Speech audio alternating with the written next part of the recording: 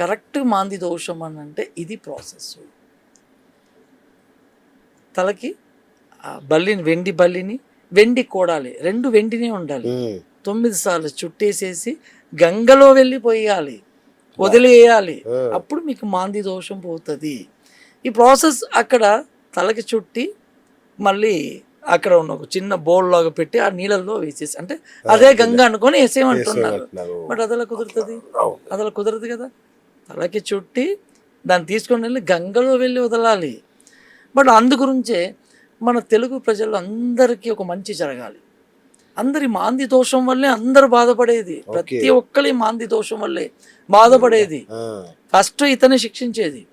So దీనికి పరిహారం ఏం చేయాలి అని నేను అక్కడ వెళ్ళటం జరిగింది. జరిగి మొత్తం వాళ్ళతో మాట్లాడటం జరిగింది.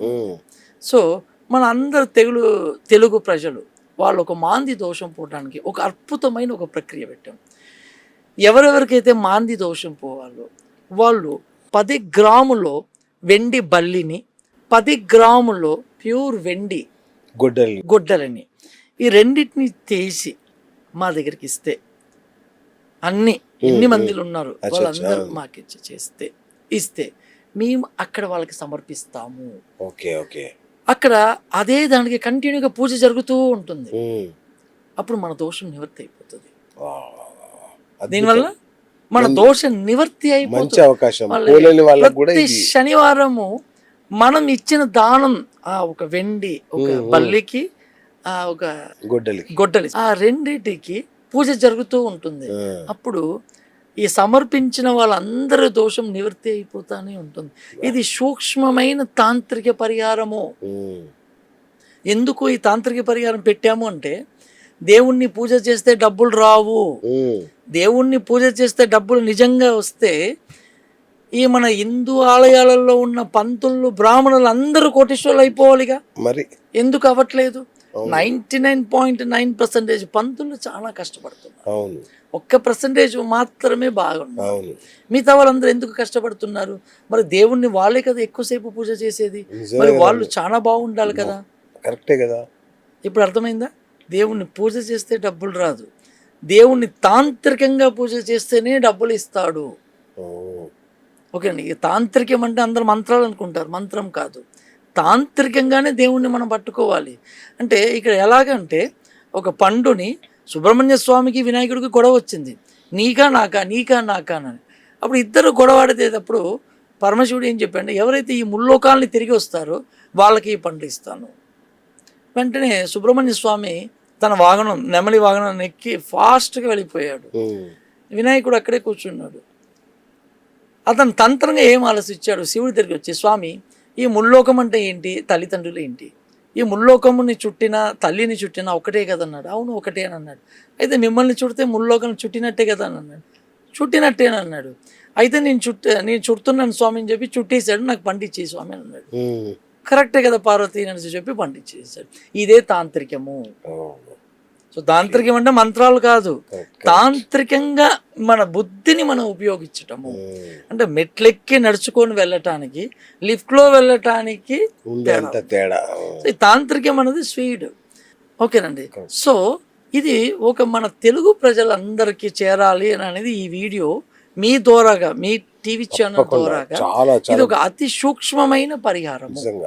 గొప్పగా ఉంది. ఇది మాకు అందరూ వచ్చి చేస్తే, లేదు మమ్మల్ని ఇచ్చి చేయమన్నా కూడా అది ఇచ్చి చేసేటప్పుడు మీరు అందరూ ఆ గుడికి రావాలి. ఓకేనండి. ఆ గుడికి ఒక ప్రోగ్రామ్ లాగా పెట్టుకొని మనం మంచిగా అందరికి చేసి, అది అందరి తరపున మనం వచ్చి ఇచ్చేటప్పుడు అక్కడ నిత్యము ఒక వెండి దానికి పూజ చేసేటప్పుడు మన మాంది యాక్టివేట్ ఆటోమేటిక్గా దాని దోష పరిహారం నివృత్తి అయిపోతుంది. గురుజీ, మాంది మనకు ఉంది, మాంది మనల్ని పీడిస్తుందని తెలడానికి ఏమన్నా సంకేతాలు ఉంటాయా? ఇప్పుడు మాంది లగ్నంలో ఉన్నదనుకోండి, వాడు ఎవడి మాట వెండు, ఒక మూర్ఖత్వ గుణం ఉంటుంది. తన చెప్పినట్టే జరగాలి, తన చెప్పినట్టే చేయాలి అని అనేసి అంటారు. వాళ్ళు ఎప్పటికీ వాళ్ళు ఎదగలేరు. వాళ్ళు పై మెట్లు ఎక్కిన 100 మెట్లు ఎక్కినా మళ్ళీ జీరోకి వచ్చేస్తారు. ఇది లగ్నంలో ఉంటే. రెండిట్లో ఉంటేటప్పుడు మాంది ఏం చేస్తుంది, చదువుని డిస్టర్బ్ చేస్తుంది, లేదా చదువుకి తగిన రెమ్యునరేషన్ అన్నది ఇవ్వదు. ఓకే. మూడిట్లో ఉండేటప్పుడు మీ ఎఫర్ట్స్, మీ ప్రయత్నాలని మొత్తం ఫెయిల్ చేస్తూనే ఉంటుంది. నాలుగిట్లో ఉండేటప్పుడు మిమ్మల్ని సుఖపడనివ్వదు. మీరు బంగారు తట్ల అన్నం తినేటట్టు పొజిషన్ ఉన్నా కూడా మిమ్మల్ని నెమ్మది అనేది లేకుండా చేస్తుంది. ఓకే. ఐదిట్లో ఉండేటప్పుడు పిల్లలు పుట్టేటప్పుడన్నా ప్రాబ్లం ఇవ్వాలి, లేదా పుట్టిన తర్వాత అన్నా వాళ్ళ వల్ల ప్రాబ్లం ఇవ్వాలి. ఆరిట్లో మాంది ఉండేటప్పుడు అప్పుల్ని విపరీతంగా చేస్తుంది, లేదా శత్రువులను ఎక్కువ పెంచేస్తుంది. ఏడిట్లో మాంది ఉంటే వైఫ్ ఏదో ఒక ప్రాబ్లం, ఒకటి పోతే ఒకటి ఆవిడకి ఏదో ఒక అనారోగ్య పాలు, ఏదో ఒక డిస్టర్బ్ చేస్తూనే ఉంటుంది. ఎనిమిదిట్లో మాంది ఉంటే మనకు అర్ధాయుష్యుని చేస్తుంది, మన అదృష్టానికి చేతికి అందింది నోటికి దక్కకుండా చేస్తుంది. తొమ్మిదిట్లో మాంది ఉండేటప్పుడు మనం ఎన్ని పూజలు చేసినా, 9 అనేది భాగ్యస్థానం, మన పుణ్యం, ఎన్ని పూజలు చేసినా, ఎన్ని పుణ్య కార్యక్రమం చేసినా అది మనకు దక్కకుండా చేస్తుంది, తండ్రిని డెవలప్ కాకుండా చేస్తుంది. 10లో ఉంటే మనకి వ్యాపారాన్ని అభివృద్ధి కాకుండా చేస్తుంది. 11 ఉంటే మనకంటే పెద్దవాళ్ళు మనకి పడనీయకుండా చేస్తుంది. మనం ఎంత కష్టపడినా లాభం ఇంటికి రాకుండా చేస్తుంది. 12 ఉంటే సొంత ఊర్లో లేకుండా మనల్ని అవమాన పాలు చేసి పంపిస్తుంది. సరిగ్గా మనల్ని తిననివ్వదు, సరిగ్గా మనల్ని నెమ్మదిగా పడుకోనివ్వదు, భార్యతో కూడా అయిన భోగాన్ని కూడా చేయనివ్వదు. ఇది మాంది ఒక రోల్. ఏ గ్రహము చేయదు. శనీశ్వరుడు అతనే ధర్మప్రభు. ఒక మనిషిని తీర్చిదిద్దే జాబ్ మనకి కాలపురుష తత్వంలో 10కి 11కి ధర్మకర్మాధిపతిని అతన్ని నియమించారు. అతనే కాలపురుష తత్వానికి పాదకాధిపతి కూడా అతనే. ఒక మనిషికి మంచిగా ఇచ్చేది కూడా అతనే, ఒక మనిషిని శిక్షించేది కూడా అతనే. అతను ఒక మనిషిని శిక్షించాలంటే, ఒక మనిషికి మంచి చేయాలన్న 2.5 సంవత్సరం అవుతుంది. సో చాలా టైం పడుతుంది. అందుకని అతను కొడుకుని వాడుకుంటాడు.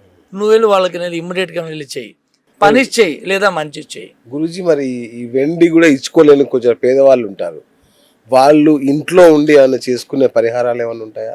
దీనికి మాత్రము ఇప్పుడు మనము ఒక పెళ్ళి అంటే సపోజ్ చేసుకొని మనం ఒక పట్టు చీరలు లేదా వస్త్రాలు కొనుక్కొని వాళ్ళకి గిఫ్ట్ మెప్పు పొందాలి, వాళ్ళ దగ్గర మనం మెప్పు పొందాలి అని అన్నెసెసరీ ఖర్చుగా గొప్పలకి వెళ్ళిస్తాం. అలాంటివి మానుకొని ఇలాంటిది చేస్తే నీకు మంచి జరుగుతుంది. మాందికి అంత పవర్ ఉన్నది. వడారణ్యేశ్వరర్ అంటే, వడా అంటే ఏంటి? బ్యానియన్ ట్రీ అంటే రూట్స్ ఉంటుంది చూసారా, రూట్స్ పైనుంచి కింద ఏలాడుతూ ఉంటుంది చూసారా, మర్రి చెట్టు. బడా అంటే ఊడలు ఉన్న చెట్టు, బ్యానియన్ ట్రీ. ఆ ట్రీ బడా అంటే ఊడలు. ఆ ఊడలు ఉన్న చెట్టు, ఆ ప్రదేశం మొత్తం అరణ్యం అంటే మొత్తం అడవి. అక్కడ మొత్తం అక్కడ నిశుంభ రాక్షసులు అఘోరంగా అక్కడ వచ్చే వాళ్ళందరినీ పీడిస్తూ ఉన్నారు, దేవతలను అందరినీ పీడిస్తూ ఉన్నారు అక్కడ తపస్సు చేస్తూ ఉంటే. అప్పుడు దేవతలందరూ పార్వతి దగ్గరికి వెళ్ళి వినిపించుకున్నారమ్మా, మమ్మల్ని చాలా ఇబ్బంది పెడుతున్నారు ఈ నిశుంభులు, వీళ్ళని ఏదో ఒకటి మమ్మల్ని కాపాడమ్మా అంటే ఆవిడ కంటి చూపుతోటి కాళికాదేవిని రప్పిస్తుంది.